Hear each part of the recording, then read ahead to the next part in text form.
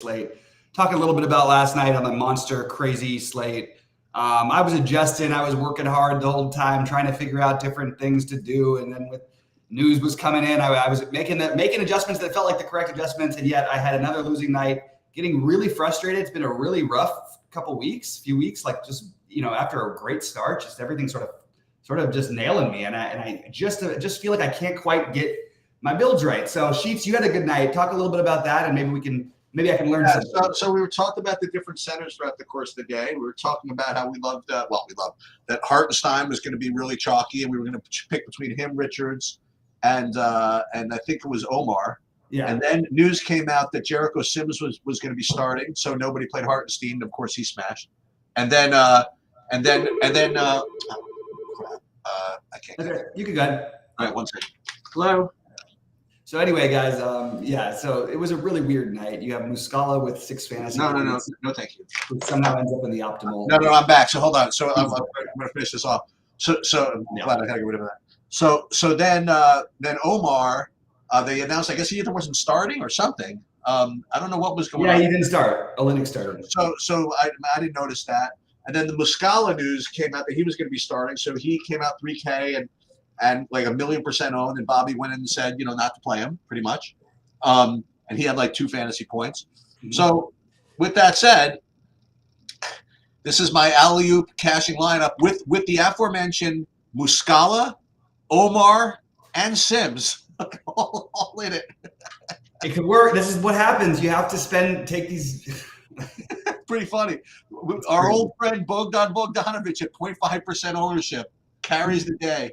Do you know who was in the lineup with the only player in the fadeaway? The guy who won the fadeaway was the only person that played Tristan Thompson in the entire tournament. I was going to show that next. That was just ridiculous. I mean, that was a terrible play. It just happened. Whatever. Well, I will say that somebody, I don't want to say who, but one of the content providers, I actually don't remember which one it was talking about the game. Going, I don't know, could we have like some random Tristan Thompson night? They're like, I doubt it. You know what I mean? I don't think the smart money wasn't necessarily on Jared Allen to foul out in 15 minutes. So this is what cashed. Okay, so we have Muscala with 6, we have Isaiah Joe with 14, Omar with 8.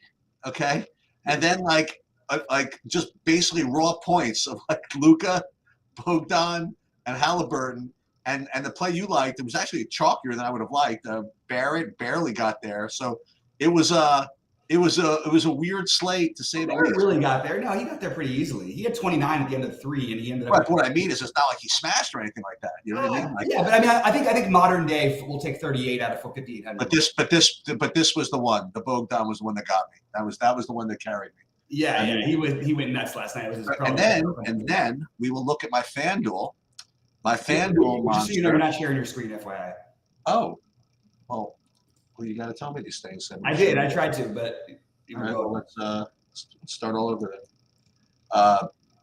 Alley-oop. Which one was it? This one? The 50K. Sorry. Is this the one? Yep. Yeah. So this was the aforementioned alley-oop. So it was. Look at the visual. You know what I mean? Like Muscala, Joe, Omar, like nothing but snowflakes. But somehow that was the kind of night it was, man. It was just one of those weird nights, and you had the Halliburton and Luka together, which you crammed in the value to try and do that. And look, man, I knew it was shady value, but as we kept talking about throughout the day, until we lost, what's it called? There was no really good plays in the 5 and 6K range that made like a ton of sense. I mean, and even Bogdanovic, who was spectacular last night. What did he make? 10 threes? 40 real life points off the bench. Yeah, he was just out of control yesterday. That was incredible. But look, it's kind of a brilliant build because you did use the low owned piece, especially just even that one. But you had and nobody was playing Doncic with Halliburton, so you had some good pieces. But I personally was not going to be the Sims Muscala guy last night. I wasn't going to fall for that. The problem is all the stuff I fell for didn't work either. How about this bad beat? How about Detroit +7 in my bet here? You had them for the bet. Oh, yeah. Detroit +7. Just missed it. Speaking of bets, by the way, that was the only good thing before we go to your FanDuel. I won 5 out of the 6 bets last night, both NFL games, and 4 out of the 5 and 3 out of the 4 NBA ones. So I feel like at least the betting so far, that's the last week has been awesome betting wise, just really bad DFS wise for me. Anyway, we can go 309 points, good for 13th, including a big old 8-ball from Omar in the center's position. Yeah. And the guy who begged me not to play, I didn't anyway, Isaiah Jackson, 16 fantasy points out of the power forward. Oh, here, share that one.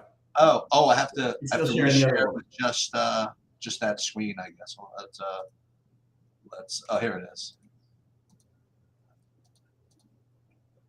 Yeah, so the big old 8 from Omar and the 16 from Isaiah Jackson, but the aforementioned Bogdanovic carrying the day.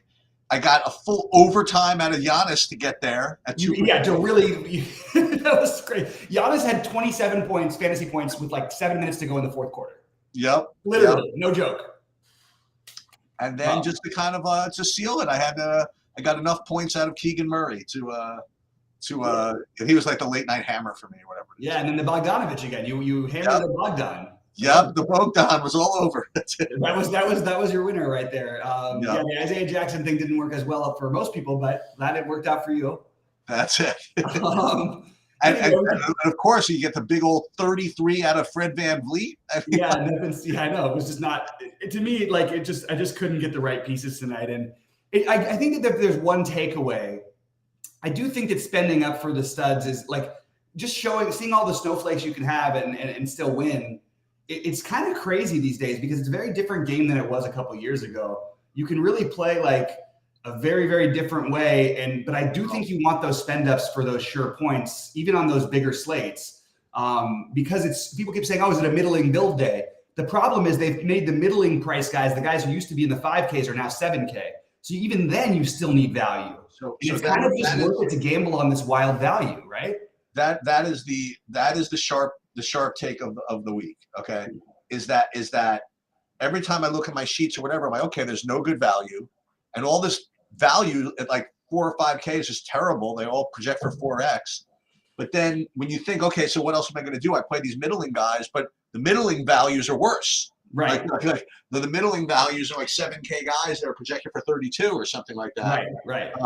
So that's why when we look earlier at the early ownership projections of these like $4,500 guys that projected only 4X, and why are they look to be so highly owned, is because you really do need them, even if they don't project all that great, because the raw points of those top guys they just add up, So and then a day like yesterday where good value didn't emerge and it all busted. Right. Then that's when it doesn't even matter, because then nothing replaced it. No middling guys smashed except for like guys that were no percent owned, like Bogdanovic, whatever. Yeah. And you just get Luka and Tyrese, Halliburton, whatever. Even I bet you could have even made Embiid work, considering that the center's busted, right? I mean, you probably could have made Embiid work too. Absolutely. The one thing though that's different a little bit about your lineups than most of the other lineups in my lineup, and I want to point it out. I was not going to not play two players from Dallas on at least every lineup. Like there was no way for me that wasn't going to happen. And you kind of stayed away just from that. I just found good plays. And it was a 13-game slate. I don't need to be so pigeonholed in that. Just because 2 of them are definitely going to get there doesn't mean that that's a good enough reason necessarily to play them. I just played Luka. Yeah. And that's sort of a little tease for tonight, because I did a shell build and I have all but one of my players are from this first game or the Dallas game. Yeah, let me share that. Now I'm going to share the correct screen here. We'll share this one. So listen, I know it's not everybody's sport, but I did have to make an announcement. There are a couple of announcements actually. Number one, a little least exciting, was that I'm going to have somebody on. I'm going to record with Jack Burkhart from RotoWire. He does like a lot of the soccer content for them. Like, and RotoWire is literally the only site that does anything that's worth watching on for soccer. I don't remember DFS Chan. He used to do soccer for us, and he's a big not contributor over there, but he's there a lot. And I reached out to them because I'm trying to learn more about soccer, and it's kind of lagging behind as far as content goes. There's no Sims for it yet. There's only a couple places with projections, whatever. So I reached out to Jack, who does a lot of the content there, and I asked if he would come on and talk about how to best use his tools and how to talk about DFS in general. So I'm going to have him. I'm going to record something with him on Thursday. Awesome. Yeah, so that we're doing that, and then more of a fun thing. And also Thursday, it's probably gonna be the live sweat day. I don't know what the schedule is like, but I know there's football, and I know that Stacy's out for the night. There you go. That's good. Those are the two things that make it a combination. And I think we actually do have a good number of games on Thursday, so it's probably a good day to do it. And the last announcement is, if you guys are interested, like hockey tonight, there's an 888 in hockey. I think this is the first time I've ever seen it. Is it like 50K for first or something? 100K for first. Oh, they're going for the big hockey one. 100K. They've had 100K for first before, but not an 888. I actually played a satellite for it last night. I lost by like one player or something like that. Oh. So listen, watch. I'm going to put something up for that as well. But I guess let's get into today. Yeah, let's get into it. Because this is an interesting slate because we have a ton of news that you'll hear throughout the day because there's back-to-backs for most of these teams, but we don't know it yet, so we can't really speculate. We'll probably find out right as we get off after they do the morning shoot-arounds. So you've got Cleveland and Boston first. Why don't you let us know what you think about this one? So first of all, with respect to the way the slate maps out, you see it's pretty violent, chop off, right? You have a 7:30, 7:30, and an 8, and then nothing until 10, and then 10:30. I just always like to get a look of how it pans out. As a matter of fact, we'll get to that late game. I think that late game is actually playable. So we'll have to think about that. All right. So Cleveland, Boston is, I kind of think I lost slate smaller. That's okay. I don't really have too much interest in this. If I had to pick one, it would be Tatum or Jared Allen, I suppose. But I'm really not getting anybody in this game. Yeah, Darius Garland, maybe the player of the night last night, also went completely nuts at 55 fantasy points. I don't like this spot really for anybody, and we don't know yet. It's still up in the air. There's some speculation that Mobley may in fact play. I don't like this play for value, but I'm just going to say, because I do think this, if you look at the winning lineup, this has been what's been proving to win.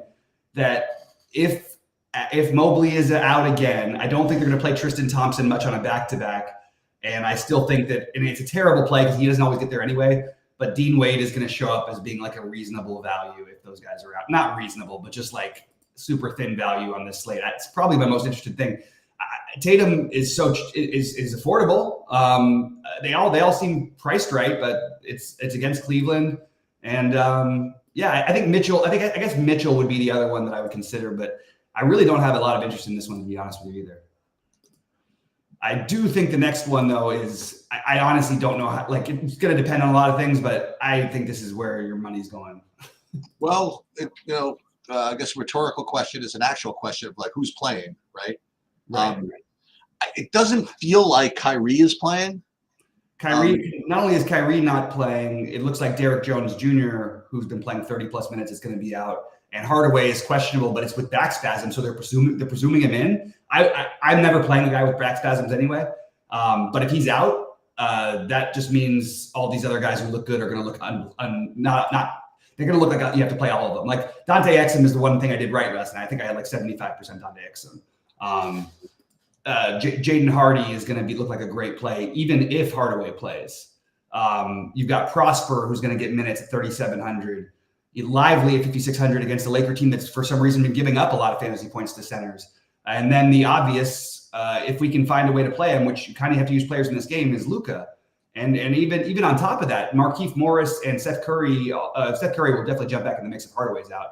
But Markieff Morris might even jump into the mix to potentially get some minutes tonight. So there's a lot of stuff here. And I think that, it's hard to rank them this early without knowing about Hardaway. But I really think you're going to have most of your action on this game. Yeah, that seems to be what my sheets are showing as well. Again, it obviously depends on who's playing, but even I won't say even if Hardaway plays, but obviously if Irving and Hardaway play, then it's different. But I'm presuming Irving is out, and I'm going to presume I don't know what I'm going to presume for Hardaway right now, but I agree with you that regardless, I'm not going to play Hardaway if he's in. I don't like playing guys with back spasms either, having experienced it myself. But Hardy's going to look like a good play, as you mentioned. Exum, Lively, and Luka. I didn't even think about the other guys like the Markieff Morrises and all that stuff. It's because of the maybe when you first looked, even they didn't know for sure, but they made him doubtful this morning. The what's his name? Derek Jones Jr. Derek Jones Jr. Yeah. Yeah. So we'll have to run those again. But Grant Williams also may be back. So all right. It's going to be a little tricky to analyze this one. I just know that we're probably going to have some interest. It's weird because like Saberson has him as out and Roto Grinders has him as in, and I just don't think we know for sure what's happening with Grant Williams for sure yet. You could probably play Luka and AD together. I'm just saying. That's the natural thing. That was my first build, was to play Luka and AD together. Yeah, you like AD better than LeBron today?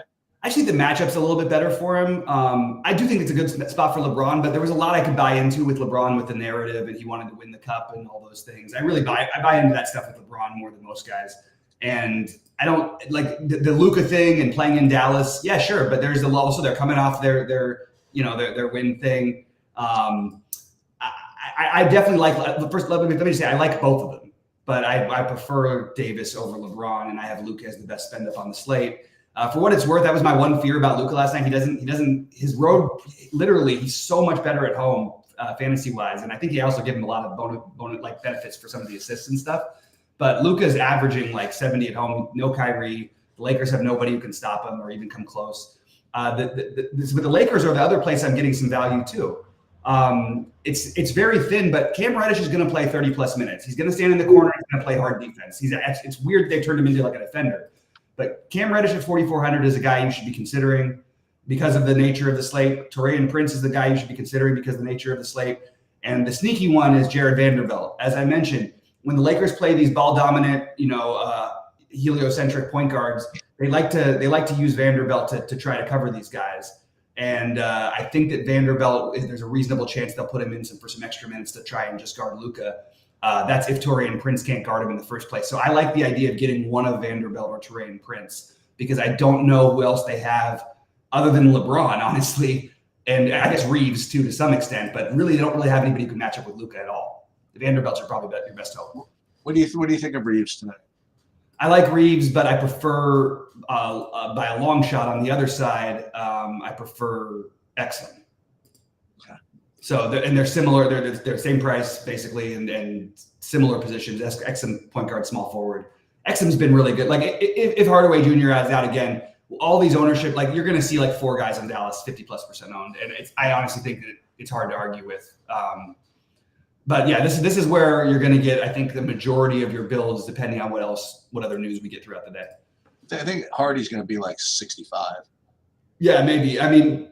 The interesting thing, Sheets, he was less than 0.5% owned last night, and they played Tim Hardaway. I mean, for him to be less than 0.5% owned, and for for Seth Curry to be 61% owned or whatever he was in the 555, that's crazy. Hardy was 0.5% owned, and what's his name was Curry was 61% owned. Jaden Hardy was less than 1% owned. Yes.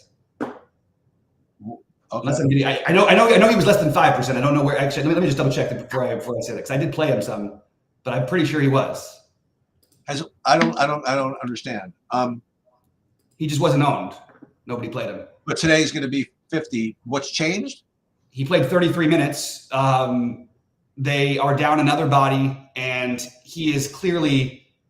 I mean. They're clearly gonna use some of them. I'm just trying to find Hardy. It's hard to even find him in the lineup here because I had him in some of mine yesterday, but I can't search by contest like that.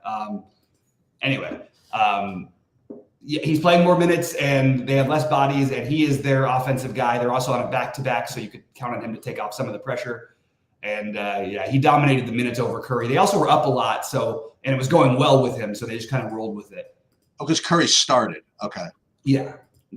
Yeah, Hardy's almost, unless Luka's out, is almost never a guy who's going to start. But even Curry on a back-to-back tonight, like he only played 20 minutes, so I don't know. We'll see. He'll probably start again if Hardaway's out. All right, Denver and Chicago. What do you got here?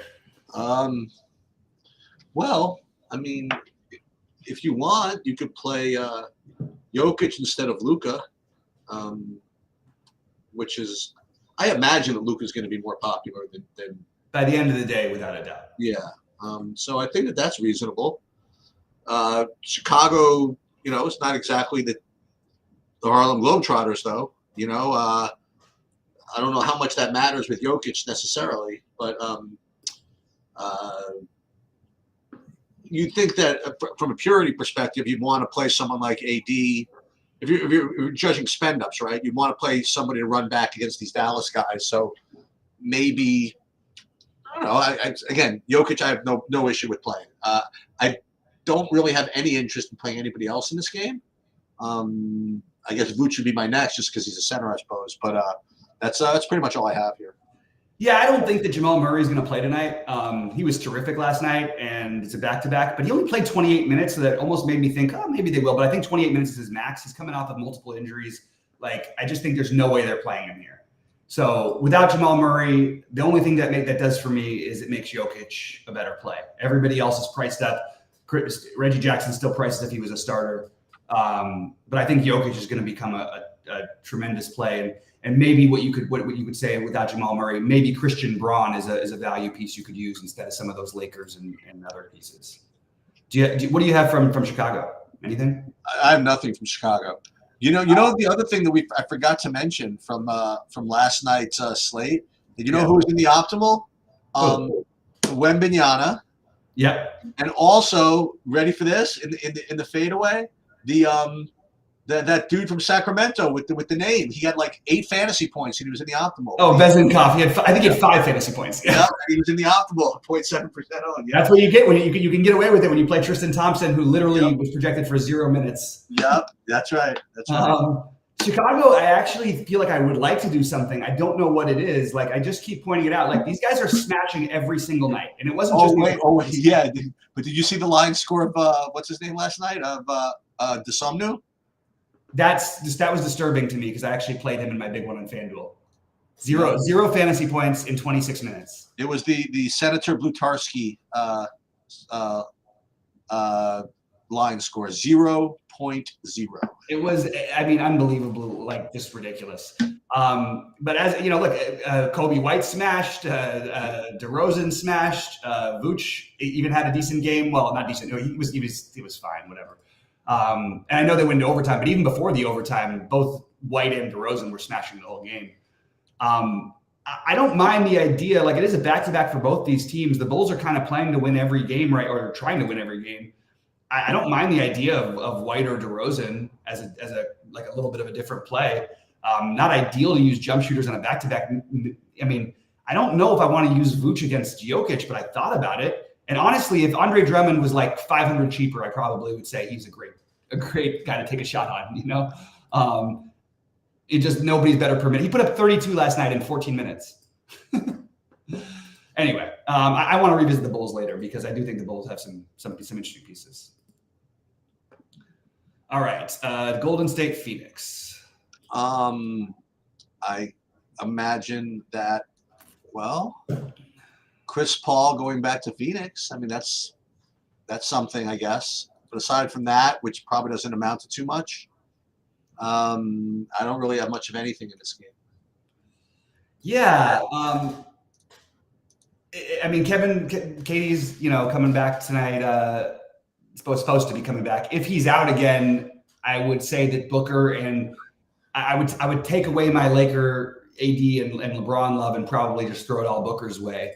I think that's honestly your biggest revenge narrative for Chris Paul is Devin Booker. I don't think he has an issue with Chris Paul, but like they played together and Booker always wanted to run the sort of the point thing. Well, if Durant is in fact out again tonight, he'll have every opportunity to do that again. He's expensive, but I think it's kind of interesting. And also you have the biggest total on the slate, or no, it's right there with the Lakers and Dallas. I think they're the same. And they're pretty close to the other one, but there's nobody getting played in this game. I think Kuminga is an interesting guy to gamble on. He put up 40 the other night.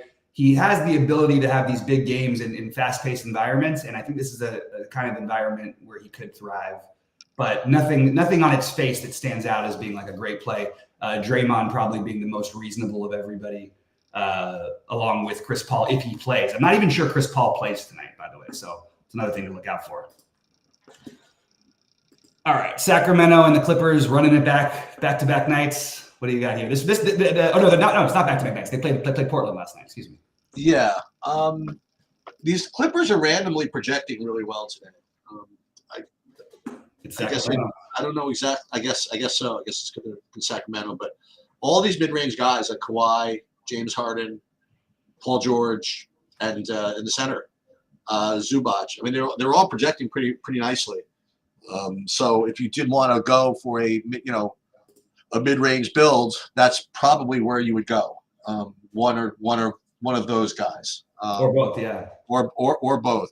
Just want to see for my own edification if the guy I talked about yesterday actually did anything. So Norm Powell played pretty much what I thought, about somewhere between 25 and 30 minutes, and sort of got there. You know what I mean? Mm-hmm. Okay. I would. Oh boy, they moved them up to 5,200. That's no bargain here. So I don't think I would go back to that. What about Zubac here? Someone else was talking about him, so I figured I'd give this another look. But anyway, all those Clipper guys I mentioned, Harden, Kawhi, Paul George, they all look pretty good at this price range. Yeah, I think all three of those guys are in play. Paul George will be significantly lower owned and projects very similarly. It is a back-to-back, so just keep that in mind. Kawhi played 38 minutes last night. They probably should have been able to beat Portland with everybody out a little easier. Paul George played 41 minutes. So I'm curious how things look after morning shoot-around. James Harden played 37 minutes. They are, though, in that mode where they're trying to prove that they're actually the team. So I think that they're more likely to play than they have been in years past. And they played the game so far. They've been playing the back-to-backs mostly too. Of course, if anybody's out for the Clippers, it changes things a little bit. Any of those guys, the problem is they won't put the price down on Westbrook because they're assuming that maybe one of these guys sits, but it makes the other two starters really, really viable. Yes. The thing that's interesting here, I could tell myself a narrative about two different things that could happen for like the lamest plays. Obviously, I think that Kawhi and Harden, I have Kawhi as like Kawhi is the guy I would spend up for because he's the guy who can get 60, who's not the superstar. You know what I mean? Right. He's not the 8K guy who caps out at 45 or something. He just put up 58 twice in a row. I like the idea of both Trey Lyles and Daniel Tice for value, just because. So you can tell yourself a story like, look, let's say Zubac gets in foul trouble and they don't want to go small. They haven't wanted to go small as much because they've wanted to give Tice minutes. And also Zubac has played really well this year, but he can get in foul trouble against Sabonis. Even just Tice's normal minutes, it's enough for me to gamble on. Then I have Trey Lyles on the other side. The Clippers, it always worries me they're going to go solid. They don't seem to. And even if Trey Lyles gets me 15 fantasy points with plenty of upside, by the way, he put up 30. Was it yesterday? Yeah, yesterday. I think that those are two really interesting, like fringy sort of value plays because we just don't have enough value to go too many other places. And I think those are two other spots you could look at. You can talk about Malik Monk. Well, I'm just going to point out. I mean, 28 minutes, 40 fantasy points. I mean, yeah, he's really. You could have gotten that. Maybe you should try this again. I don't know what he was in the last couple of days, but pretty recently he was a good price to win Sixth Man of the Year. It's yeah, you could. I mean, it's him. It's Hardaway pretty much right now. And, well, there's a bunch of other guys who are going to come up and look a lot better. You know who's going to be? It's going to be our Hawkins, our Triple Hawkins. You think so? You probably get a good price on him. I think. Well, actually, he was, but then he went from like 500 to 1 to like 10 to 1 or 20 to 1, like almost instantly. Okay. But yeah, he was questionable going into last night's game, so it's possible that he sits too. Yeah, I think he'll probably. He was an illness. Okay, he was an illness. Yeah, but it's and it's just jump shooters and back to backs. I like Monk. I'm not going to argue with Monk at all. But I didn't get there myself. I do think he's going to have some ownership for what it's worth, but I think he's a reasonable play. I like the idea of this. Like, if you can find a way, if we had enough value, I think that getting in like Kawhi, Luka, and Anthony Davis is like the three guys I would try to get in, just because it makes the most sense. And it's funny. I also want to point out that all of our talk about all these centers and double centers being the way to go, in the things that won a lot of the tournaments did not have the double center builds. And even if they used a center, they had guys who were forward eligible in the center spot. You know what I mean? It wasn't like. So it's hard to get out of a certain way of thinking, even though it's probably the right way to think yesterday. It doesn't necessarily mean that it's going to win you everything. I mean, there's variance here. They all busted, right? Between Richards, Omar, and the other one, and Sims, they all busted. And Muscala. And yeah, right. And Muscala. They really did all bust. I mean, it was a vicious bust. And then Hartenstein, of course, smashed, and that's the way it goes. Like It goes. It was. I should have done a better job. I didn't play Sims. I didn't play Muscala. I gave myself credit for that, but I could have easily played. I had Hartenstein in both my big buy-ins, and I took him out of both of them. That was stupid. That would have cashed for sure. Yeah. Oh yeah. All right. So we'll be live at 6:30 tonight. 6:30 tonight. That's right. All right. So let's get some money down. Things going in the right direction again. Getting ready for the big 888 tomorrow. Let's head in the right direction. Oh wait, it's the 888 tomorrow. You know what I might do? I might try to play some satellites for that. Yeah, there's a bunch of them running. And the other thing is that there's another thing about tomorrow. Oh, so we'll do probably an NFL preview tomorrow. That seems like a better plan instead of Tuesday. Yeah, I think that's true. Yeah, at least give us something to go on, right? Yeah, for sure. All right, buddy. Well, good luck today, and we'll see you guys